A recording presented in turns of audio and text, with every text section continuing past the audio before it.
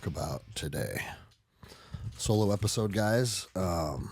It's no surprise that I have a tremendous amount on my plate right now, and I'm not saying that to seek any type of sympathy, because I'm pretty sure every person listening has a lot on their plate. That's just what life is. Life, I just released my book, Courage Through Adversity, and I've got a tremendous amount of positive feedback, and I appreciate all the support. We'll dive into that a little more. But something I talk about on that book is facing the darkness. And the darkness is not always catastrophic.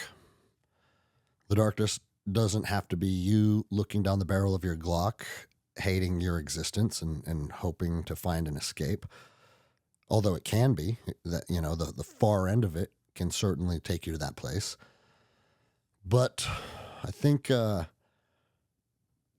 we're dealing with the battle between dark and light, and between our ears and with our relationships and with our professions and with our families, pretty much constantly to a certain degree. And I think to pretend that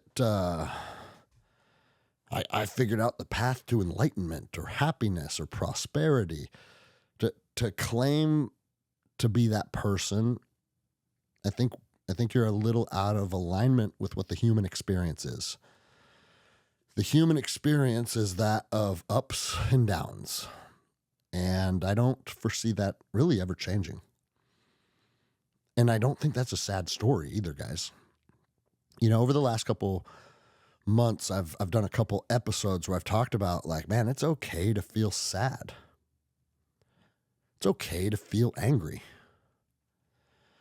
I think as men, we need to try to figure out methods to minimize the amount of time we sit with frustration and anger and sadness, and develop methods and implement tools and procedures to be able to try and move us through those emotions. But I don't think that there's a shortcut to moving through those. I think those are part of us for a reason. And I think that being able to embrace that is actually a superpower. A couple episodes I talked about, if you're feeling elation or happiness or joy, you don't try and rush through those. You like to sit with those. Well, why do we like to sit with those? Probably because those are the emotions that feel empowering. Those are the emotions that feel like we're winning. Things are coming together. Things are working out well. And sitting in those feels good. And I like sitting in those. I'm not saying we should rush through those. But I think all the emotions that we feel are part of this life cycle. And it's the yin and yang of life. Or the yin and yang now. That's what I hear him calling it, which I've also referenced previously. And so this isn't a Debbie Downer episode. This is just, I'm at a point right now in life where a lot of things are on my plate. And I can feel the pressure of that. Now, these things were chosen. These things are self-imposed. It's not a sad story. It's not a seeking of sympathy. But regardless if your challenges are self-imposed or universally imposed, they can still weigh heavy. And if you're feeling heaviness, just know you're not alone in that.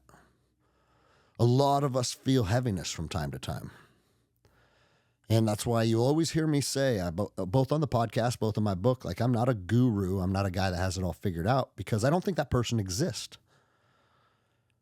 I do think there's people that have a tremendous amount of wisdom and value, and I feel like I have a decent amount of wisdom and value. But those same people that have a lot of wisdom and value, they have ups and downs just like the rest of you guys. And so the thing I wanted to kind of touch on right out of the gate is this last month has been, it's been very busy. And I've also been sick the whole time. This is the longest I think I've ever been sick in my entire life. You'll probably hear it in my voice throughout today's episode from time to time, just hacky and coughing and whatnot. There it is. But, man, I had to get on a cycle of antibiotics. The guy that trashes on big pharma and Western medicine had to get on a cycle of antibiotics because I could not get this congestion out of my lungs. And if I'm being completely honest, it was concerning because, I mean, we've all been sick 1,000 times throughout our life. But for me, it's always been, if I get a cold, if I get congested, it's always in my sinuses, and I have a sore throat and that kind of shit. And it lasts a couple days, and then your body works through it. And that is that. For whatever reason, this time, the congestion moved from my sinuses down into my lungs. And I'm telling you guys, I don't know if this is normal or not, if you guys have experienced this or not, but I could feel like crackling and shifting of congestion like deep in my lungs. And it was like, dude, what the fuck is this? It was concerning to me. Part of me wonders it's because I've been partaking in too much marijuana. You know, like you guys have heard me talk about how I find a lot of beneficial. I find a lot of benefits in utilizing THC, and I have for a while now. But just because that molecule interacts with my body in a way that makes it feel good, makes it feel more introspective, makes it feel more relaxed, I feel like it helps me sleep, it helps me unwind, all those things. I don't think that negates the fact that a lung full of smoke has the potential to be detrimental to your health. So I stopped smoking probably 3 weeks ago. And I don't know if I can go back to smoking after this. That doesn't mean I won't utilize THC. You know, probably can utilize gummies or whatnot at the end of the day. But it was it was kind of a wake-up call for me, if I'm being honest. I've never felt my lungs have a diminished performance like I have for the last couple weeks. And to tell you the truth, it's really impacted training negatively as well. Now, I don't allow that to really bother me in relationship to the expedition that's coming up. I've already logged over 1 million meters on my Concept 2. I know that fitness base exists. I know my body can handle long durations of rowing, and that's something that if I'm not in the best shape of my life come May 1st when we leave, then I will just have to overcome that during the journey, during the expedition. And I'm not afraid to do that. You know, a lot of ocean rowers will tell you the real fitness that it takes to do an expedition on a rower, a lot of that fitness gets built during the expedition. And so that's my plan. Will I go back to training? Hopefully I will in the next day or two. But more importantly than my fitness, it's like when your routine gets taken from you, your outlet gets taken from you. And for a lot of us, physical exertion is our outlet. For years, for 22 years now, I use jiu-jitsu as my physical outlet. And using jiu-jitsu as a physical outlet it's fucking magical. If you haven't experienced that, especially if you're still listening to this show, highly, highly recommend it. And even teaching, guys, I haven't been rolling for a couple reasons. A, I haven't felt good, but B, more importantly, I'm to a point where I don't want to risk my physical health 2 months before departure. So I've done some light rounds with very select group of people just to get movement more than anything. But what I found is even being on the mats teaching helps me set down the stresses of the day, helps me recharge my battery, helps me kind of come back into my body and the energy of being on the mats, being around good people, sharing knowledge, teaching, mentoring. While I may not be exerting myself tremendously, I'm still getting a lot out of jiu-jitsu.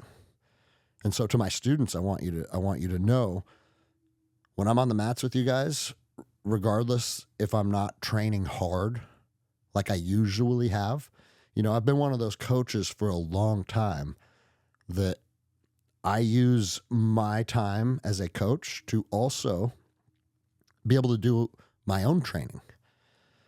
And my own training's been kind of on the back burner for a while, and I'm still really loving the journey of jiu-jitsu, helping people grow on the mats, helping people find that version of themselves that's hidden under a lot of layers. And so the thing that's been hard is the stress of this expedition coming up. I think it's starting to be felt by my family. And I shouldn't be speaking for them because I haven't had any of them tell me this directly. But there's just an underlying tension that I can kind of feel. And so it's funny because I'm actually thinking about this today. I was driving to the gym and feeling that energy, and it's like, okay, well, I guess I'm going to have a family meeting. We're going to have to discuss this stuff and work through it, because the expedition goes on no matter what. No matter what. And that's a commitment that I made to myself and to my team and to my people. And now I have to see it through. And don't get me wrong, I want to see it through. I'm very excited. But my family's all females. It's my wife and 3 daughters. So it's 4 girls in the house. And as we know, there are differences between men and women. Contrary to what society has tried to manipulate us into believing over the last 5 years, men and women are just different energetic beings. We value things differently. We fear things differently. And when you're a wild animal male, sometimes it's hard for females to see and understand you for who you are. Now, that doesn't mean my wife hasn't been supportive. She's been as supportive as a wife could be for the expedition. I'm very grateful for that. But I also think that perhaps it's the reality of it may be setting in, and it may be implementing some stressors in a way that maybe nobody can fully articulate or understand. Other than my 10-year-old, she's the only one that expressed a lot of fear about me going and told me she didn't want me to go. And maybe that's the right thing. Just be childlike. Just be honest. Just say what you feel. But I know as we move into adulthood, a lot of us kind of put a governor on our feelings because we don't want to express negative things to each other. And I agree with that too. So it's a balance, right? It's a dichotomy, as Jocko says. And so when you're sick and you're busy and you can just kind of feel tension, it's kind of like the perfect storm that just kind of weighs you down. And I felt weighed down the last couple weeks. And so when you feel weighed down, I honestly think the best thing you can do is just slow everything down. Prioritize rest. Try and clear your calendar if you can. I know a lot of us still have big commitments to our employers and to other aspects of life, so slowing down may not be on the table for you, but this is what I found. The majority of this last month, I've been go, go, go, go, go. Tremendously busy. Traveling for podcasts, teaching jiu-jitsu, had the team of Row West team in town. We did a bunch of training and just busy.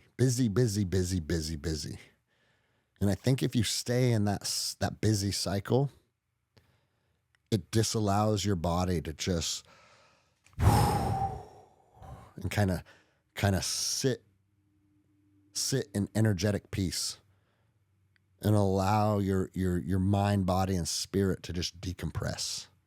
Over the last couple of days, I spent a lot of time in bed. And for the first time in this last month, I feel like I'm coming out of the woods. So, I'm complaining about being congested and shit in my lungs, but I would say it's 5 to 10% left of what it was. So we're working through it, and we're going to get to the other side of it, and hopefully life goes on unaffected. But the whole reason I want to bring this up, again, it's not a thing to seek sympathy. It's just there's always seasons of life that feel kind of tough. Nothing I've experienced in the last couple weeks has been catastrophic or detrimental to my family or my profession or even my health, if I'm being honest. It was very concerning because I've never felt that before in my lungs. But I don't see any long-term issues as a result of this last month of just kind of a struggle. And so I always like to be authentic with you guys. I always like to, you guys have heard me talk about being really fucking depressed. And I'm nowhere near there right now. It's a different kind of struggle. It's a struggle of burning the candle at both ends and just feeling the weight of life kind of compound.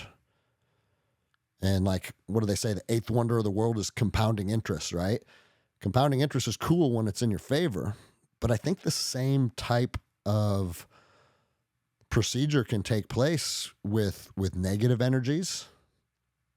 And I feel like it's kind of compounded. And I had to force myself to spend a few days in bed, drink a lot of water, and just try and be intentional about decompressing.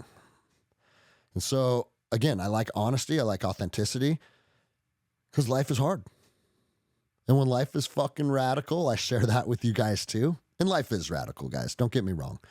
Again, this is not, I don't feel like I'm at the end of the road and what am I going to do? We're nowhere near that. But the reason I like to say this to you guys is this. It can be easy to arrive at that, I'm at the end of the world and everything sucks. And if you just take a step back and detach a little bit, and you're like, well, I'm really tired. I'm really exhausted. Maybe my nerves are shot. My nervous system feels like it's just been burning the candle. That's probably why I'm experiencing this. That's probably why there's a little tension in the household. And remember what we've talked about. No matter what's going on in your life, your house, your career, your profession, if there's any issues going on, it's probably time to look in the mirror and say, what did I contribute? And that's still a hard thing for myself to do at times. Because when you think you're right and you think you're understanding the situation, just remember that's one perspective. The other people in your life may share a vastly different perspective. And when you communicate those things and you don't feel like you're even on the same plane whatsoever, I sometimes feel like I'm in two different realities between myself and my wife. And I'm not casting shade at her because maybe my reality is the one that's skewed. But when you feel like you're operating in two different realities, coming to a solution can be very difficult. And the last month has just been a struggle with some of those things. But remember, guys, the struggle of life and marriage and business, the struggle is part of the path. And so I don't want you guys to arrive at a place, for you younger guys, I should say this too. I don't want you to arrive at a place when you're feeling tension and you're feeling heaviness. Try and prevent yourself from arriving at the place like the sky is falling and everything's fucked. Because I used to go there fairly easily. And take it from me, take it from someone who has 45 years of experience on these ups and downs. You'll get through it. Like I say in the book, you keep trudging forward, you'll walk out of the storm and the sun shines on you again. And that goes for big and small storms. Might just be a fucking a drizzly day outside with some cloud cover. It ain't a fucking storm, but it kind of starts to feel like one. But the same principles apply. Keep doing what you got to do. Keep showing up.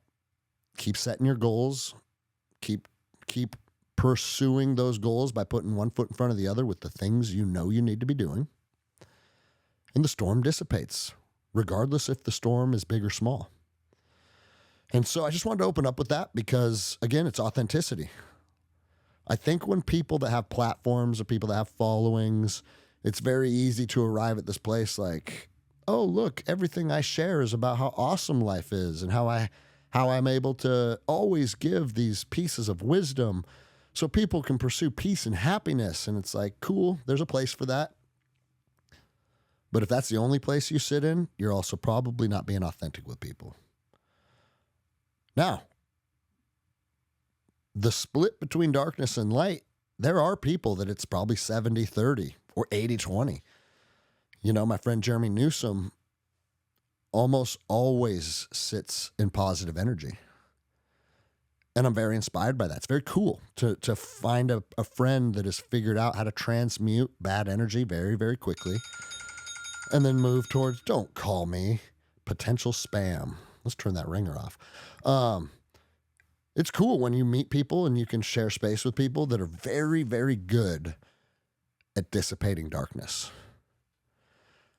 But just remember, the people that are good at it, how'd they get good at it? It's because they've sat in a lot of darkness in times of their life. And now they've learned how to walk through that storm. So if you're sitting in a lot of darkness, guys, take it from me, take it from fucking Newsom, take them from guys that know the darkness pretty well, and just understand it's a moment, it's a phase. And then the latest thing, again, to reiterate what I've said, both on this episode and previous episodes, start to have a good relationship with it.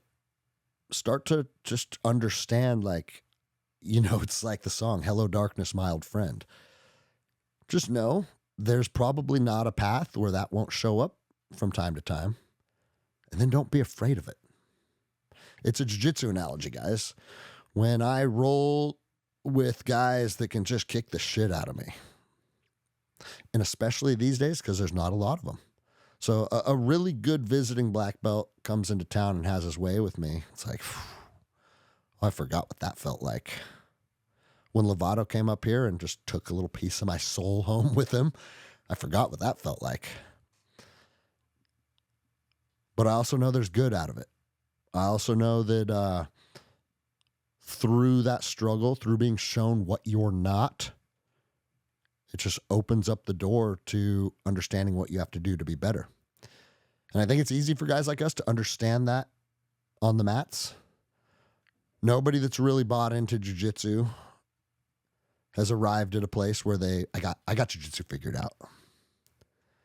Got my black belt. Now I got jiu-jitsu figured out. That's why jiu-jitsu is the best analogy for life. Because even saying that is preposterous. I'll have Bushesha come back on the podcast. I'd love to ask him if he feels like he has jiu-jitsu figured out. The guy with the most winningest competition record to ever exist, he'll tell you the same thing a one-year white belt tells you. And that's it's endless, and the path never gets easier, and the path never ends. And such is life. And so I wanted to go over a couple things today. I wanted to go over the book. I've already talked about the book a couple times on the air, but we are 1 month post-launch, and I don't think I could be happier with where the book is currently. You know, I was with Andy Stump last weekend and talked about his book, Drown Proofing. He gave me a copy of it, a pre-release copy of it, and I'm diving into that a little bit. And what I've realized is your book's success, it's really in direct relation. I should say this, the initial launch phase. At the end of the day, it's going to be in direct relation to how big of a network you have, how many people you can reach. When I share something on Instagram or on my podcast, how many people hear it? How many people see it? And based on how big my platforms are, or small, however you want to look at them, you know, I have a mid-level platform. I'm comfortable with that. Your book's launch is going to reflect that. And I feel like my book reflected my size platform, both with the podcast and social media and my jiu-jitsu team. I feel like my book represented that size of network very, very well. And what I mean by that is tons of people in my network have bought the book, read the book, reviewed the book, shared the book, bought copies for friends and family who don't listen to me, who don't know who I am. And now I'm starting to get feedback from people that don't know who I am or what the endless endeavor is or any of that stuff. I think that is the key to having a successful book. And the reason I brought up Andy is because his pre-order, like the amount of books that he's anticipating, it's a lot bigger than mine. He has a lot bigger network. And so like, I can't say, well, Andy sold this many copies and I sold this many copies, so I'm not doing very good. I think you need to look at it as how many people can you reach? How many people can you get eyes on your product? And how well was it received amongst your peers and your listeners and your students, or whatever the case may be, your coworkers, whatever your network is built of. And I couldn't be happier. Now, I think what a successful launch amongst your peers and your networks really entails is establishing the biggest footprint that you can. And then the web starts to be casted from there. The web starts to get cast out to the world, really. And the bigger web you can cast, the more readers you can capture. And I'm very excited about what I see the footprint of the book already doing. And call me fucking delusional, but I think this book is going to grow into something that is bigger than I ever anticipated. My own old high school, the librarian reached out to me, and I'm related to her. So, I mean, yeah, I got a little inside. She's a cousin. She reached out and said, Greg, I love the book. We're going to start stocking it in the library here at Snohomish High School. And that I got a chuckle out of that because I was not the best student in high school. And some of the staff loved me because they could see the person I am. I had really good relationships with a lot of my teachers. But then there's other teachers who hated me, and it's because of who I am in my core. I'm just defiant. I don't really like authority. When someone asks me to do something that doesn't make sense, I'm going to challenge it. And I've been that way since I was a little boy. And I thank my father for that. He ingrained that in me when I was young. And so, I've been suspended for dumb shit, and I had issues with the vice principal, whatever the case may be. I think most of us in the 80s and 90s probably dealt with a handful of suspensions for fighting or skipping class so you could go smoke cigarettes and skateboard, all the dumb shit, or all the fun shit, I guess you could say. But it's not lost on me that a lot of the staff of my high school did not hold me in the highest of lights, or the highest regard. I can barely talk today. And I think that's okay. But it's still funny that my book is now in that school. I foresee this book growing organically now. I foresee this book being something that gets shared by someone who shares it, who shares it, who shares it, who shares it. And the web's going to continue to grow. And that's because I believe in the value of the book. Just like I believe in the value of the podcast. If you're not going to believe in the value of the things that you are putting tremendous amounts of energy in, you probably should stop and address that before you continue to focus on creation. Why would someone write a book and not think that it's absolutely phenomenal? Maybe some imposter syndrome in there, maybe feelings, some self-worth things that are going on. And so I'm at a place in my life where I do know that I'm a valuable person. I believe in my strengths. I see my weaknesses. Another superpower, guys, see your weaknesses. And because I've shown that to the world through my book, one of the reviews, or both on the reviews on Amazon, you guys can go read them, and also through DMs, people like, it's so refreshing to know that you're being authentic. We can feel authenticity when we read it. And that makes me proud because I've captured what I'm trying to capture in that book. A lot of the GWAT era veterans that decide to tell tales of warfare really land on embellishing them.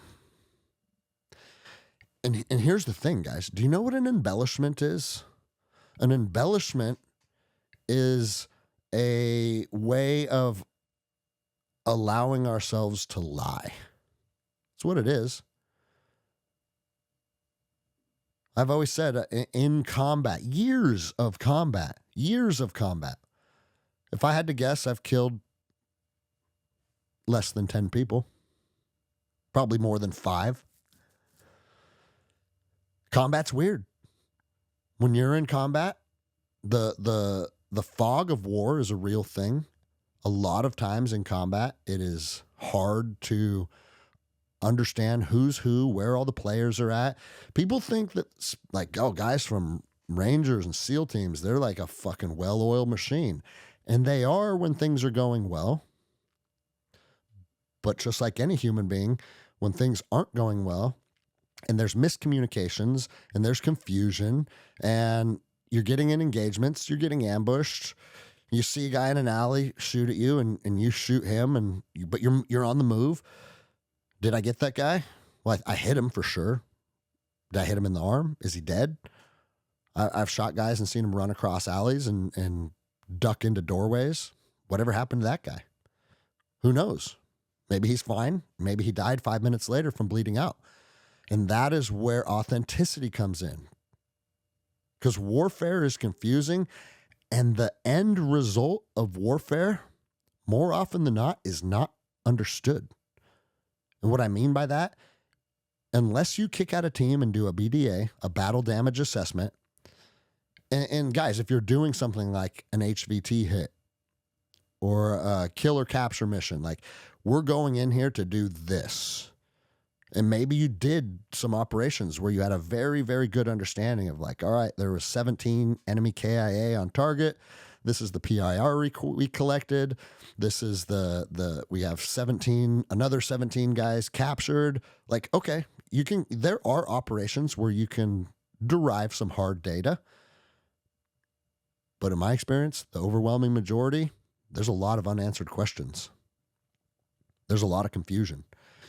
You know, I was in Ramadi on Camp Blue Diamond, and I was in a guard tower. And I don't have to pull guard with the teams I was with, but we would go volunteer to pull guard because the Marine Corps had a bunch of privates in the guard towers. And sometimes you just go up there to give those guys a little camaraderie and then also just be a fresh set of eyes. And we were right on the river, and I could see, literally, this is the only time in my whole deployment, all my deployments to Ramadi, where I saw a couple guys with ski masks, like vests and AK-47. Like, if there was a poster child for an Al-Qaeda terrorist, even though they're in their own city, they're the terrorist, right? Well, we'll get into that next. And I took a shot, and he dropped behind a wall. And I was like, oh, I got that guy. Then a platoon of Marines that were patrolling in Humvees were driving by, and they were able to put together that a guard tower from Blue Diamond was engaging men in this house. And what did they do? They cleared the house.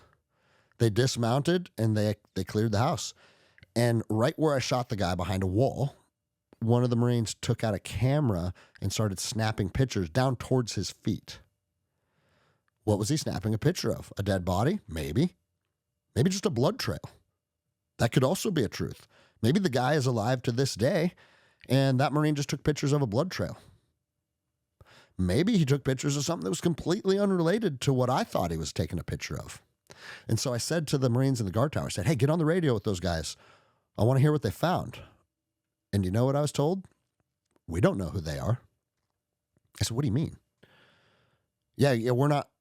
That's on the other side of the river. We don't have comms with them, and I'm actually not even sure what unit that is out there.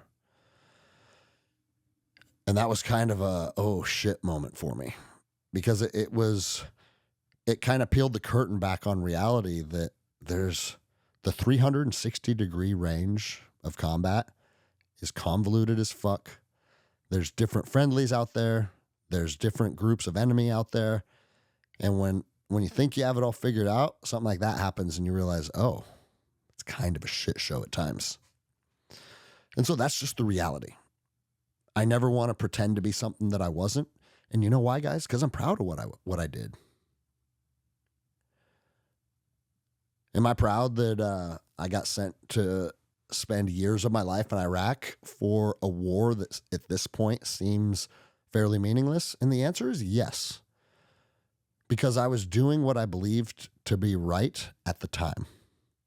And I am not going to hold 24-year-old Greg accountable to the hindsight that 45-year-old Greg is able to see things through. You can't hold yourself accountable to the lens of wisdom of a 45-year-old you versus 20-year-old you. And so I never have. And I'm proud that I showed up, that I went and did the missions, that I didn't allow fear to dictate my decision making. I acted in a manner that I'm proud of and that I hold honor for. And at the end of the day, as men, and people in general, if we are able to be proud of who we are and what we're doing, that's the path to success. And this book has made me extremely proud of myself. I'm holding more pride for this book than anything I've done in a really long time. Because I knew and fully understand the amount of effort that went into this thing. And now it's tangible. It's in my hand. I'm looking at it. And so are 1,000 other people around the world. And I think it's going to turn into 1 million people. That's fucking radical. And so, remember, guys, the whole reason the book was structured in the way that it was structured was exactly that. I have to tell you guys who I am. I have to articulate my experiences, my ups and downs, my wins, my losses, because then and only then, when people feel like you're telling them the truth, do your suggestions on how to become a better person, a stronger, more capable, more grounded human, then and only then do they hold weight. You do the opposite of that, and you lose the trust with your viewers or your listeners or your readers, then the result of that is 180 degrees the opposite way. And I haven't read Tim Kennedy's book personally, so I don't want to speak on it too much. But what I can say, it's very clear that a lot of what he talked about in his book didn't happen. And lies, large or small, fucking are the most detrimental thing to your credibility as a leader. And if you're going to lie about a little thing, fuck, you might lie about a big thing. If you're going to lie about a little thing, what it tells me is you're not proud of who you are and what you've done. Because if you're proud of who you are and what you've done, you don't have the need to embellish it. You don't have the need to portray yourself as someone that you weren't. Because the person that you were was good enough. And I want all you guys to understand that the person that you were was good enough. Regardless if you look back on the way you conducted yourself or the decisions that you made, just remember that ship has sailed. It's a foregone conclusion. So the person that you were has to be good enough to be the foundation of your path, to be the person that you want to become. It has to be. Because if you look back on who you are and you hold shame or embarrassment, or you're just simply not proud of what you did, the second you start to try and manipulate the truth, try and portray yourself of doing things you didn't do or being someone that you weren't, your credibility is lost. And now you're back to square one of building yourself as a man. It'd have been a lot easier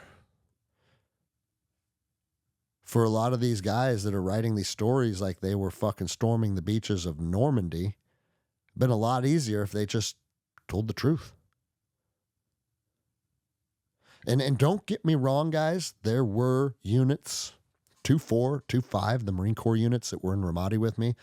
Those fucking dudes saw a tremendous amount of combat. Tremendous. Some of those Marine platoons that were out there with us were taking 30% casualties. 1 in 3 guys of your platoon is killed or injured. I never experienced anything close to that. So don't misconstrue what I'm saying as GWAT veterans. There aren't guys that were put through the fucking meat grinder. And if some of those guys wrote books, those are true tales. There were men that fought until they were Winchester, out of ammo, killing people with knives and things like that. That happened to certain men. But I'm going to let you guys in on a little secret. All the men that experienced war at that level, there was other guys out there too. There were other guys in that hornet's nest experiencing what you experienced. So regardless if your experiences in combat were great or small, or like me, maybe somewhere in between, be proud of who you were, be proud of what you did, and share the truth. Because if you share the truth about who we were as soldiers, that's the best thing we can give to the next generation. You want some 17-year-old kid to enlist because of a book full of lies and manipulation, thinking he's going to go become something and do things that are not in alignment with reality? Shame on you guys. Shame on you guys trying to manipulate people. I think the term's grifter. I kind of hate that term. People call me that. I get that. That's one of the things I get. You're a grifter. You're just using your fucking law enforcement and your military. I got one of those emails last week. You're a grifter. Well, the reason I'm not a grifter is because I know I stand in truth. Now, can I write a book and make a bunch of money? I have nothing to hide from anyone. My book has netted me $4,000 in the first month. That's how much money I've made from my book. Publishing it and hiring editors and doing all the things I needed to do to get my book into your hands was a $12,000 financial commitment. And so I'm still in the red, but guess what I hope? I hope the book makes me $4 million. And if that's grifting because you're helping people, I'm telling the truth of my life and my stories and my combat experience, and people want to purchase it and read it and share it, if that's grifting, fuck you. If you're standing in truth, you got nothing to be ashamed of. And that was not lost on me during the writing process. And the thing is, guys, it's like, I'm not going to lie because I don't want to be considered a grifter and I don't want to make money. No. I don't lie because lying's for pussies that aren't proud of themselves. I don't have to lie about my jiu-jitsu. I don't have to lie about being a ranger. I don't have to lie what I did as a cop. Some of the things I did were very fucking exciting. A lot of the things I did were very mundane. And then there's everything in between. Such is life. But one more time, I would like to really reiterate to everybody that bought the book, reviewed the book, and shared the book. I have a tremendous amount of gratitude for that. It's something I've never experienced before. And it's when you know that you are benefiting people's lives through sharing your experience, that should feel good. And Mike Glover said it to me 2 years ago when he said, when's your book coming out, Greg? I said, I don't have a book coming out. I don't understand what you mean. He said, men that have lived powerful lives and done good things are obligated to share it because the next generation needs to know our stories. And I shook his hand. I said, okay, I'm going to write my book because that resonated with me. I know Mike's had kind of a rough go over the last year or two, moving away from Fieldcraft and kind of reestablishing himself. And people have their opinions on that, but I'm here to tell you, Mike's a good motherfucker. I know he is, because I know him. And I'm very grateful that he kind of put me on the spot and set the trajectory of this book to become a reality. The reason I share that story with you guys is, trust me when I tell you this, I'm an ordinary person. There's nothing special about me. Physically, I've always been average. And when you say that, you're like, oh, dude, I've seen pictures of that guy fucking jacked and he's a jiu-jitsu black belt. He's not average. What I'm saying is the chassis was average. In order to become extremely lean, in order to become extremely good at grappling, it was hard and there was a lot of work that went into it. And I want people to know the truth. I want young men, particularly, that listen to this and that read the book, to know most of us are average men, but even average men can do extraordinary things. And that's one of the motivational factors of this row. I don't know if you guys have been following on Instagram, but that's one of the things we said. We want to show the world that ordinary men can do extraordinary things. And when I say ordinary men, I'm not putting a negative connotation on that. Like, oh, like I'm just this average, ordinary guy, like it's a bad thing. I'm saying it like it's a good thing. I wasn't born with John Jones genetics, right? Like, I'm an ordinary man that has pursued an extraordinary life. And now at 45 years old, I can finally sit back and say, I did that and I'm proud of it. And I'm going to share it with the world. And I encourage you guys to do the same thing. The other side of writing a book is it forces you to step into a realm of discipline that you've never stepped into before. I can get up and work out. I can eat clean foods. I can go to the range. Like a lot of the things that we do from being a special operations veteran, they're hard, they're arduous, they're time consuming. It takes effort, it takes discipline, but it also just kind of becomes who you are and what you do. And then that routine becomes life. I wake up and I work out and I do this and I do this and I do this. The book was something that was so far out of left field from how I normally typically live my life. It was a new level of discipline, a new pursuit, something that was unlike anything I've ever done before. And guys, that's one of the things in life is pursuing new things, accomplishing new goals, and facing new challenges. Write your book. How many of you guys are sitting in your car, sitting in your office, working out, whatever you're doing right now, listening to the show, how many of you guys have said, I should write a book? I promise you, almost everybody listening has had the thought, I should write a book. And so my question to you is, why haven't you? Or why won't you? Share your story with the world through a lens of authenticity, because the world's starving for it, guys. The world is starving for it. We are in a time right now where everything we consume is manipulated through a lens of propaganda. And I'm not just talking about GWAT books where they're embellishing a bunch of bullshit. I'm talking about everything we consume. Everything we consume on the news, on social media, through written texts. Almost everything we consume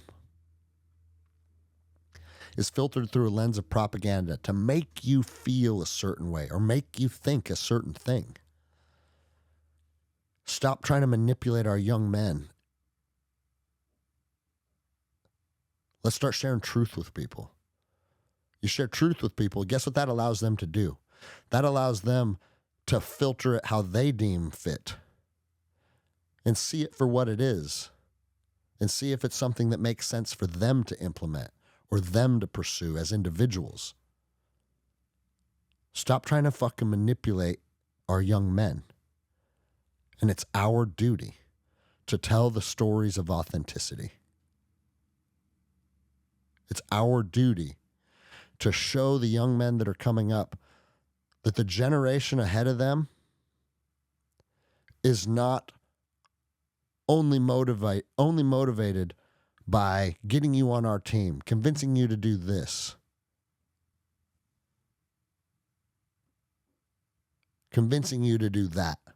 All the shit that people consume, it's almost all through a filter of propaganda, and we need to be better. You can't watch the news without a filter of propaganda.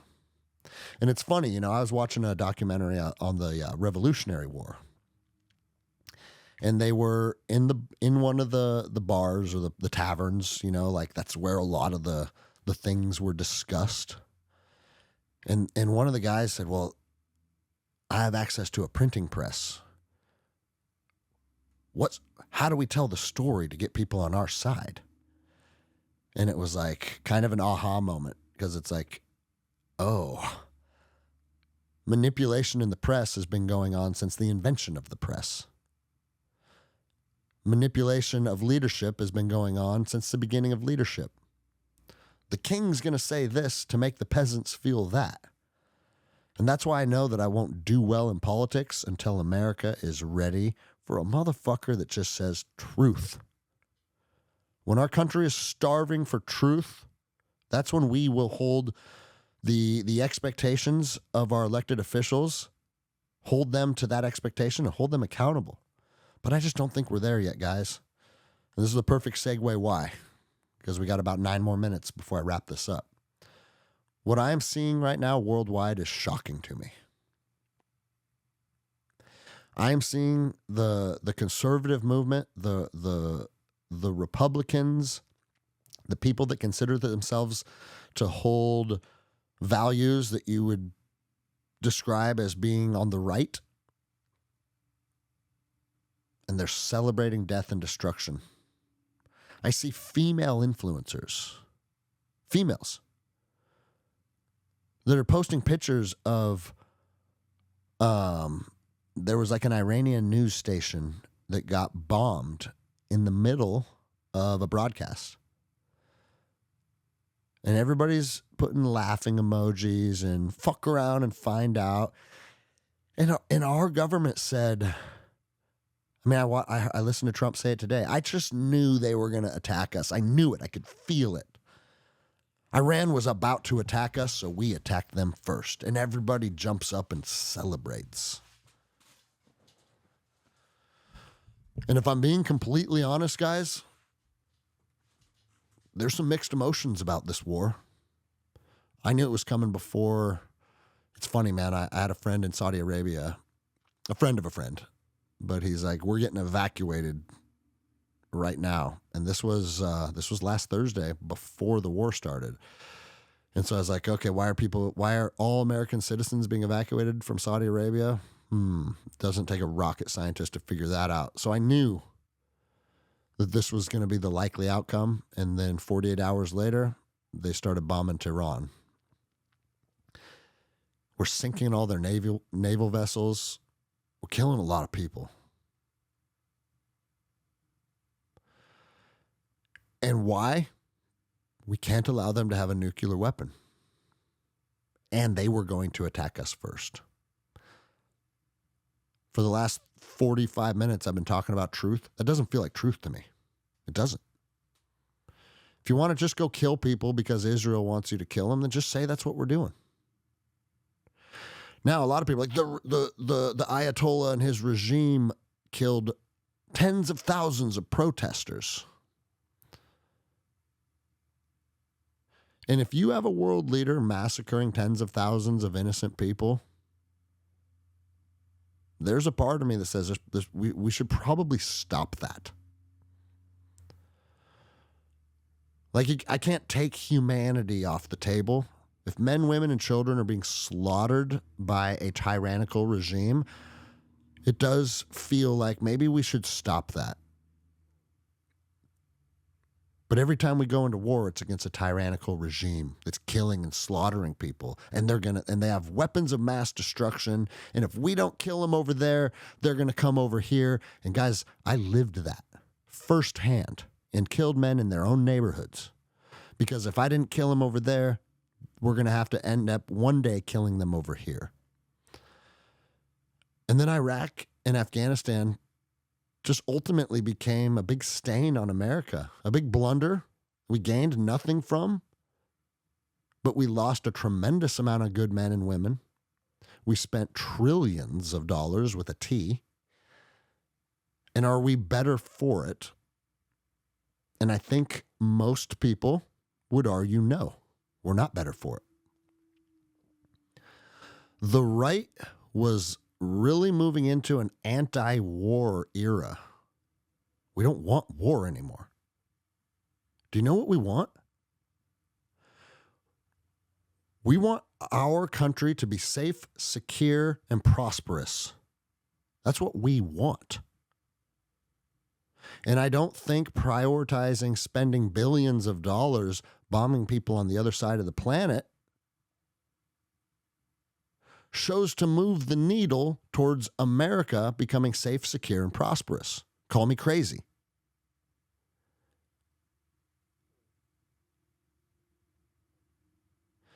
You know, like, we used to get told so many crazy things about why we were killing men in Iraq, why we were killing men in Afghanistan. And when I say we, I'm talking about the men that did. I killed nobody in Afghanistan, but I was boots on the ground in Afghanistan for a long time and did a lot of operations. And you know why they hate us? Do you know why everybody in the Middle East hates us? Because of our freedom. That's what we were told. Does that sound like truth to you guys? Do people on the other side of the planet hate people that live 10,000 miles away because of how their government is structured? Or is it deeper than that? Well, over the last few years, I've realized it is deeper than that. That's irrefutable. You know, I talked about Osama bin Laden and the Iranian air flight getting shot down in the United States, killing a bunch of women and children.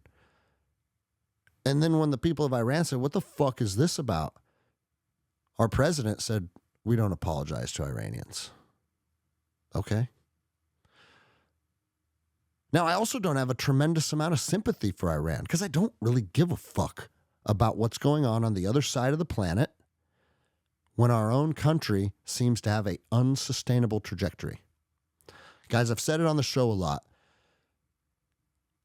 If we were paying a 10% flat tax, our schools were safe, our children were being educated in a manner where they were as intelligent as anyone on planet Earth, the test scores reflected that, crime is down, interest rates are good, cities are clean, people that have the motivation to prosper are prospering, and the people that don't, well, too bad for them.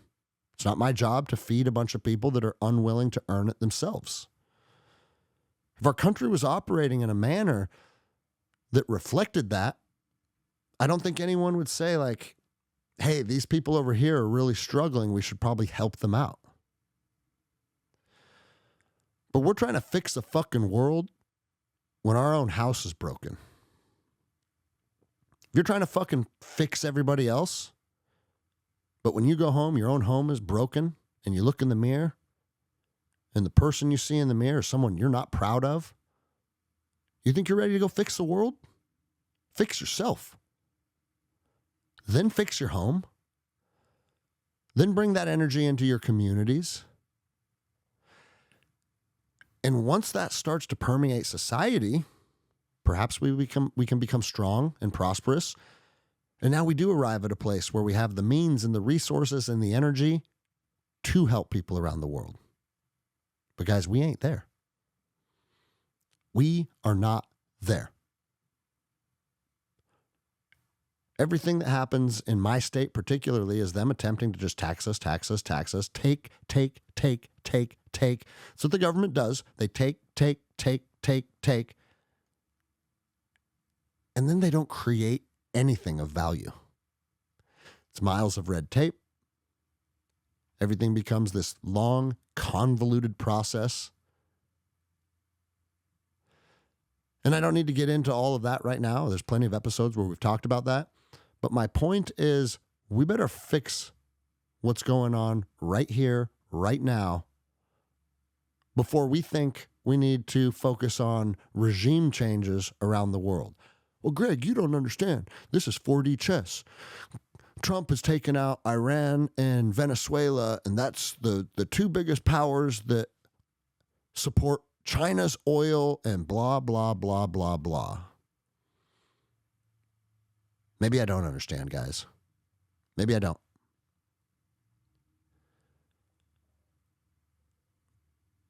But what my intuition tells me is this.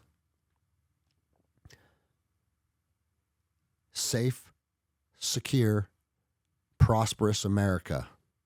Once we can start to implement that and find success with that, then we can worry about how we impact the rest of the fucking world. But we're not there. And we're spending all of this money. We're doing, like, why in the fuck are we giving Israel $4 billion annually? Can anyone answer that? We're just, you're anti-Semite. You're the, no. Like, I don't, like, why are we giving Israel $4 billion in defense contracts and defense spending? A lot of the money just comes right back to Lockheed Martin and these companies that build shit for them. So, like, they take all the tax dollars from us, then they give it to these big corporations to build all these munitions and planes and weapons, but then we just give to Israel. Why are we doing that? Do we owe them anything? Is the relationship mutually beneficial? What are they doing for us? Can you imagine being in a relationship with somebody who just takes, and they never do anything for you? Would that be a relationship you would stay in? There's a lot of dirty stuff going on, and I'm really let down by the Republican Party and the conservative movement for just blindly supporting this invasion of Iran and not being a critical thinker.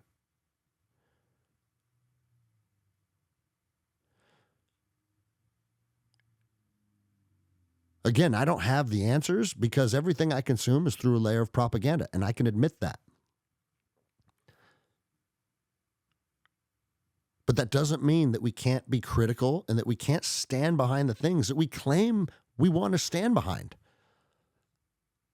When Barack Obama or Joe Biden bomb a country, everyone on the right's like, no more war, we're sick of war. Even Trump's like, Barack Obama's going to start a war with Iran and blah, blah, blah. And everybody's against it until Trump says we're going to war with Iran, and then everybody supports it. Start thinking for yourself and stop being manipulated by the political elite. That's what they want you to do. We're going to tell you what to think, you're going to think it, and then they get to do whatever the fuck they want. So no, I do not think we need to be in Iran right now. And if that offends you, ask yourself why. Because the Ayatollah was evil, okay?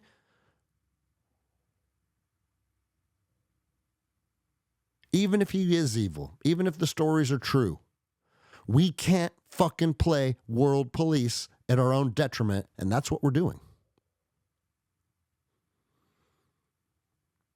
And again, my own experience, my own personal boots on the ground experience, haven't shown regime change to be something that we can navigate very successfully. I want you guys to listen to this. This is very important, and then we're going to wrap this up. When men desire change in their lives, they have to pursue change for themselves. And if the people of Iran could no longer stomach being under the leadership of their supreme leader, the one man, the Ayatollah, who can speak to God himself, then fucking do something about it. That's what Americans did. We were sick of the fucking king, so we did something about it. When are you going to do something about it? Why is it my responsibility to ensure that you do something about it? I really hate when people come to the conclusion that we need to go free other people, because if people aren't willing to fight for themselves, then why the fuck are we killing our sons and daughters for them? You want to know what freedom meant in Iraq in 2004? We overthrew the Saddam regime, who had weapons of mass destruction and was going to do this and going to do that. And you know what a lot of Iraqis did? You know what freedom meant to them? I always hated my neighbor. I'm going to go kill him. I saw it in Iraq and Afghanistan. Tribal warfare just blew up. So we can do whatever the fuck we want now. Is that what freedom is? Freedom's just fucking stripping the land of law, and now people can do whatever the fuck they want to each other, and it turns into a cesspool. Because when you have millions of people that are ungoverned in any capacity, it goes back to the fucking Stone Ages. The strong will survive. And guess what the strong do? Whatever the fuck they want. And that's what we're going to see in Iran. You think this power vacuum that is now already being something that is being experienced, they're already like, well, who's next? Who are we going to put in charge? Let's have a vote. And then we killed the people that were voting on who the next leader is going to be, right? Is that what we're going to do? Every time someone wants to come into power, we're going to kill them? Until what? Until they're approved by Israel and the United States. Well, what about all the people that don't agree with that ideology? What about the people that are fundamentally Muslim? That's not in alignment with their visions of their country or their religion. I'm not saying they're right. I don't like fucking radical Islam. I enjoyed shooting people that carried those type of beliefs. I think it's dark and twisted. But I think there's people like that on both sides of the fence. And I know some good Muslims. I have some friends that are good Muslims. But my point is this. The power vacuum is going to get filled by the toughest, most savage motherfuckers. And when you have savage, strong-willed men with no rules, what do you think is going to happen? So now what? Does that mean we got to be there for 20 fucking years? 20 years of our resources and our soldiers, airmen, Marine, and sailors being fucking put on the front lines. So these people that wouldn't even fight for themselves get to have a chance at freedom. Then they get their freedom. And in my experience, most of them squander it. I'm really let down by our government. And I'm really let down by you people out there that are being the fucking champion of war. You know, my friend Tony Cowden was getting fucking berated by some 25-year-old online because Tony was saying he doesn't think war is the answer. Oh, what are you, a pussy now? Like, that's how brainwashed you motherfuckers are. No. Tony saw more war than probably all of us listening to combined. And I know Tony. And I know what he went through. And I know he got hurt. And I know his journey. And when he says he doesn't think war is the right answer, he's now suddenly some fucking simp. Some puss. That guy's open your fucking eyes. Open your fucking eyes. It's one of the biggest manipulation tactics that's ever been implemented against the American people.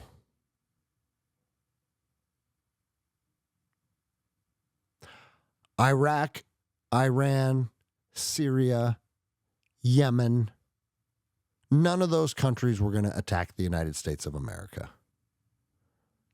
Well, what about 9/11? Well, we'll have to wait till the next episode for that. And guys, I'm not above and beyond crushing motherfuckers if they bring a fight to us. Again, that's a common sense approach. And here's the thing, guys. I also am not a person that says, wait for the first punch. If I think shit's going down, I'm going to fucking knock you out or strangle you unconscious, and I'm not going to get hurt in the process.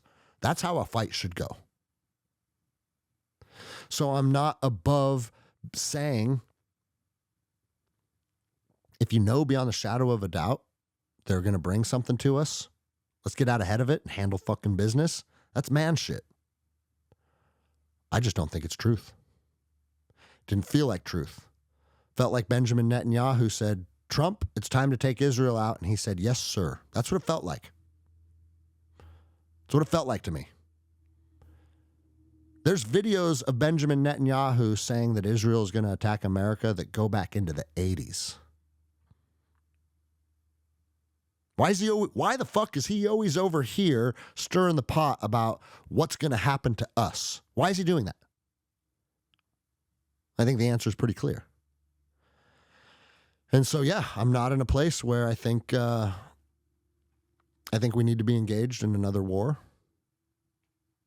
I think we're going to see some catastrophic consequences. But when you're the most powerful people in the world and you can do whatever the fuck you want and you don't listen to your constituents, this is what we get. Maybe I'm wrong, guys. I have the humility to say maybe Trump is smarter than me and he's seeing this for what it is and I'm not.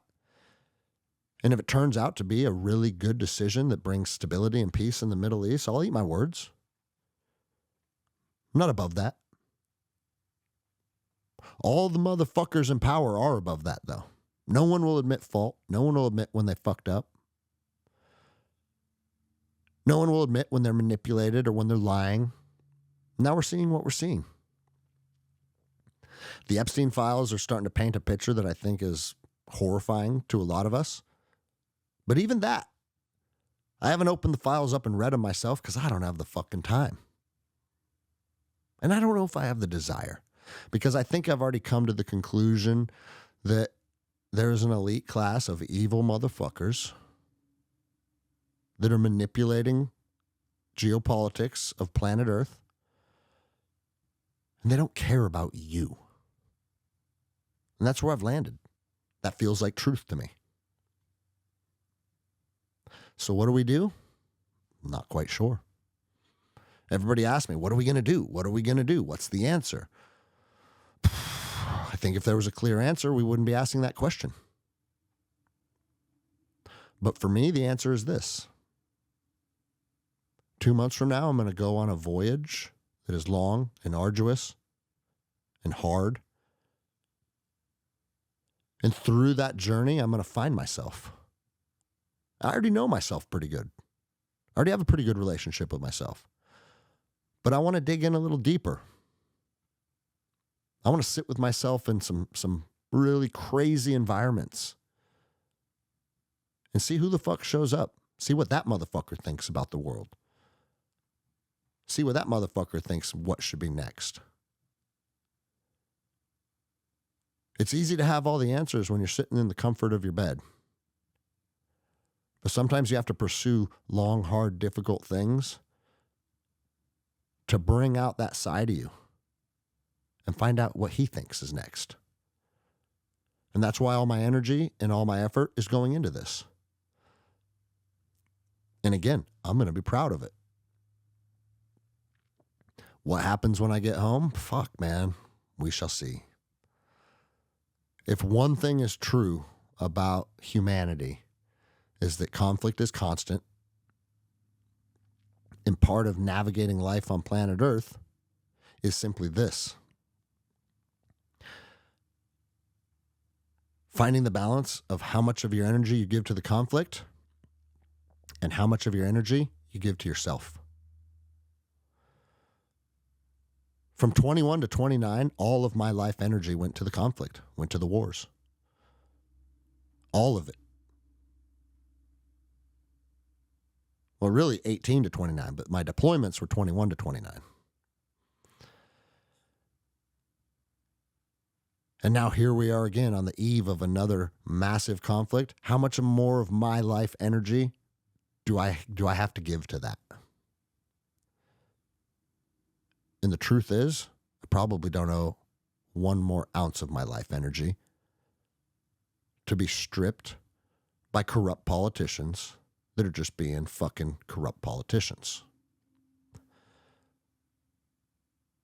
So we either live our lives and pursue our own peace, our own happiness, our own goals, our own aspirations, or we push back and we say, fuck you, we've had enough. Fuck you, we've had enough doesn't work until enough people can simply stand in unity and say, no. Literally, fuck you, we've had enough, and we're done with you. And we're going to show you what storming the Capitol really looks like, and we're just going to throw you guys out on the front lawn, and you don't work here anymore. We don't even have to string them up. You don't work here anymore. Because you're supposed to be working for us, and you're not working for us. You haven't been working for us. So effective immediately, you don't work for us anymore. And then what? Then the whole cycle starts over again. Because we got rid of these corrupt ones, and now we're going to implement these ones. And you think all those people are going to be great human beings that have your best interests in mind? Probably not.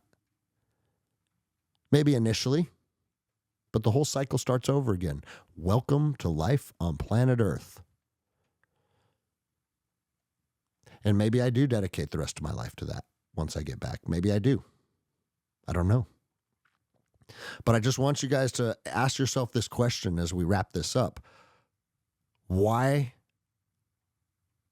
do you stand where you stand on this issue? Why do you support pro-war or anti-war? What reasons have been articulated to you to why you've landed where you've landed? And do you think the stuff you're consuming has been filtered through a lens of manipulation? Are you a Fox News guy? Are you a CNN guy? Are you a scroller on social media to find your news? Are you a local network guy? Do you read books? Do you watch documentaries? Like anything you consume, what is the level of propaganda? What is the level of manipulation? Because it's in all of it, guys. That's why it's up to us to try and give the most authentic, transparent version of the men we're trying to be. And if we can inspire other men to carry themselves in that same way, that's going to be the answer. It's going to take a lot of people doing a lot of reflection and coming to some hard conclusions. And if that happens, I think we could potentially see our trajectory change for the better, but I'm also not hopeful for it. And that's not being oh, poor us, doomsday. I just think humanity is in constant turmoil. It's part of the human experience. And the masses kind of go along with whatever the flavor of the week is. And I don't know if there's a path out of it. And if that's the conclusion you come to, maybe we just spend the rest of our years pursuing ourselves, our families, and our communities. I don't know. Tell me what you guys think in the comments below. That's it for this week. If you haven't picked up my book, I would appreciate you supporting. Again, go to Amazon, review it as well, unless you hated it. I don't need any 1 or 2 star reviews. Those aren't good for me.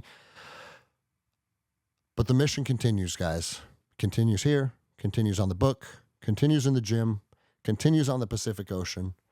Let's inspire men with authenticity and truth and see where that takes us as a society.